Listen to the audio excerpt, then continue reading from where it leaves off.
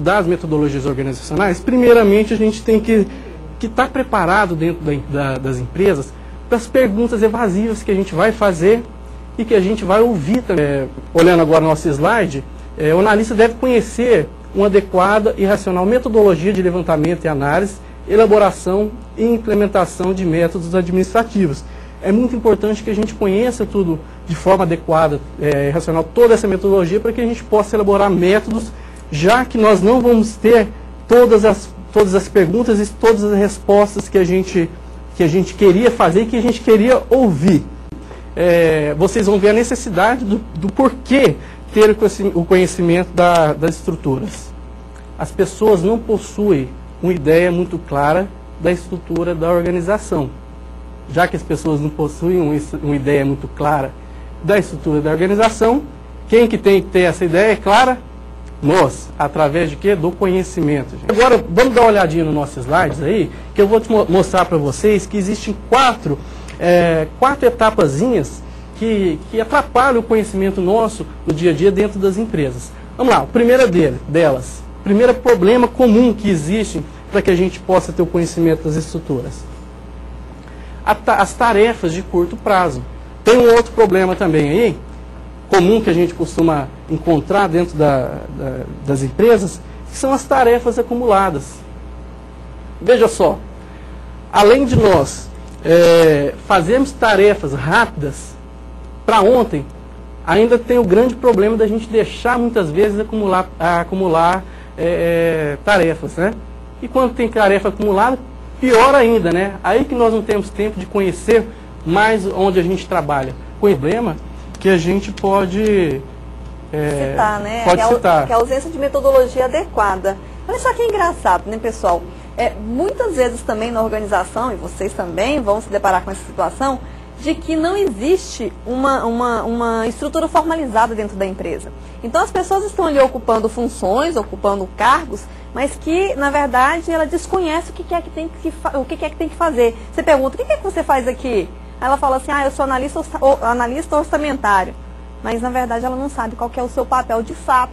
Por quê? Porque não existe uma metodologia clara, né? Uma estrutura formalizada, né, Delson, dentro daquela empresa. E no momento de se gerar um sistema que a gente precisa também dessa informação. Bom, e que vai de encontro já com o quarto problema nosso, que é desconhecimento até dos processos, dos procedimentos, que acaba fazendo coisa errada, coisa que não tinha nem que fazer. Poxa vida, a gente mal conhece os processos, os procedimentos, as normas que a gente tem que fazer. Como é que se cria a metodologia? Quem dirá conhecer a organização de trabalho, também, né, Cris?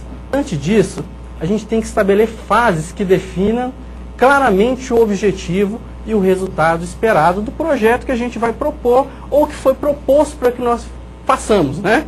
Então a gente tem que saber muito claro aonde a gente quer chegar e como a gente quer chegar, através da metodologia. Como segundo item aí também, que execute e controle qualquer tipo de projeto de sistema.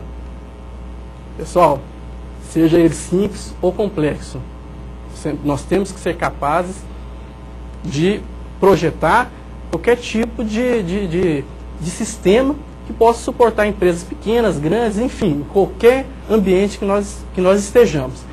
Mas, para isso, a gente tem a metodologia, que a gente vai começar a entrar nela agora, e existem 7 passos para essa metodologia, não é mesmo, professora Cris? Lembrando que é uma sugestão, tá? Uma sugestão adaptável ao tipo da organização. Então a gente tem aí seleção e reconhecimento do sistema, estudo da viabilidade e de alternativas, levantamento e análise da situação atual, delineamento e estruturação, detalhamento do novo sistema e, por fim, o treinamento, o teste e implementação desse novo sistema. Tem o último, que é acompanhamento, avaliação e atualização. Então vamos lá. Professor Wesley, como é que surge, já que a gente está falando aí, né, da implementação, da implantação de um novo sistema, como é que surge a necessidade de um sistema dentro de uma organização? Responde para a gente, vamos lá.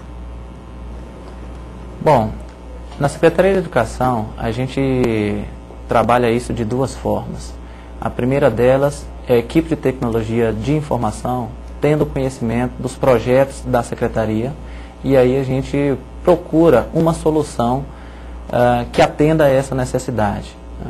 A segunda perspectiva é o nosso cliente procurar a tecnologia da informação, nos trazendo uma necessidade para que a gente desenvolva uma solução para atendê-los. Um exemplo dessa segunda alternativa é o Sistema Integrado de Alunos. Esse sistema ele foi desenvolvido pela Secretaria e já implantado nas escolas públicas de Palmas, rede municipal e estadual, que visa agilizar a matrícula e transferência dos alunos da rede pública de ensino. Então, um departamento específico da Secretaria procurou a tecnologia da informação para que nós pudéssemos solucionar esse problema, fazer com que o aluno, fazer com que o pai do aluno não ficasse mais esperando em filas na porta da escola e, num segundo momento, com que esse pai do aluno, ao transferir da escola X para a escola Y e chegar na escola de destino, não haver vaga. Só aí não descobrir que não havia vaga para esse aluno e ele teria que ir para uma terceira ou uma segunda escola.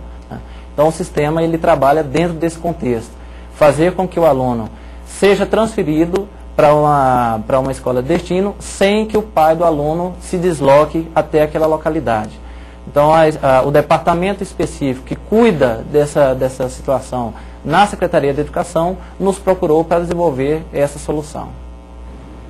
Vocês viram aí como é que é realmente pontual?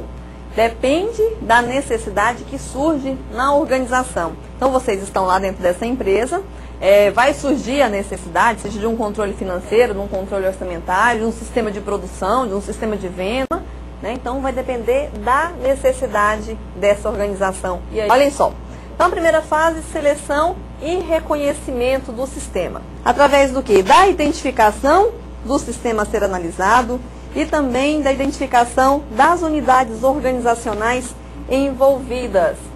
Eu preciso saber disso. Primeiro, qual que é a necessidade, de onde é que surge esse sistema a ser analisado e quais as áreas que serão envolvidas. Ok? Beleza, continuando. Também, obter uma ideia preliminar e genérica da complexidade do sistema. Então, eu tenho que desenvolver alguma coisa específica na minha empresa. Ok? Próximo. Determinar o esforço necessário para seu desenvolvimento. De uma forma genérica, quais serão os investimentos que eu vou fazer? Né? Serão altos ou não? Então, eu vou, de um modo genérico, já colocar mais ou menos como é que vai ser esse sistema na prática. Tá? Dando sequência. Tenham bastante atenção em relação a isso aqui. O plano diretor deve ter a participação efetiva das áreas usuárias, que foi aquilo que eu falei para vocês, de todas as unidades que estarão envolvidas, né, tanto direto ou indiretamente, na definição da rede de sistemas por causa da interdependência entre elas. Já vemos a seleção, né, reconhecimento, agora a gente vai para estudar a viabilidade. Será que nossa proposta é viável, não é viável, né? Então, a segunda fase, que é o estudo de viabilidade de alternativas. O objetivo dessa fase é elaborar um relatório indicador dos possíveis meios de desenvolver o sistema.